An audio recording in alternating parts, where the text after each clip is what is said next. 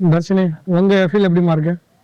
எதிர்பார்க்கல சார் இப்படி ஒரு ஆப்பர்ச்சுனிட்டி கிடைக்கும் அப்படின்னு. ஓகே, இங்க ஒரு செல்ஃப் மோட்டிவேஷனோட தான் வந்தோம். எப்பயுமே நேர்ல நாங்க பார்த்து பேசிக்கல, எல்லாமே ஃபோன் கால்ஸ். அந்த ட்ரஸ்ட்னால தான் அது வரும். கண்டிப்பாமா. இந்த ஓவர்சீஸ் ஸ்டடீஸ் மாதிரி வேற எங்கேயுமே இவ்வளோ மோட்டிவேஷன், அவ்வளோ சப்போர்ட் எங்கேயும் கிடைக்கல. எல்லா இடத்துலயும் விசாரிச்சு தான் கடைசியா ஐடாக்கு வந்தோம். சந்தோஷம். நாட்டுக்கும் பேரண்ட்ஸ்க்கும் நீங்க வந்து பெருமை சேர்க்கணும்.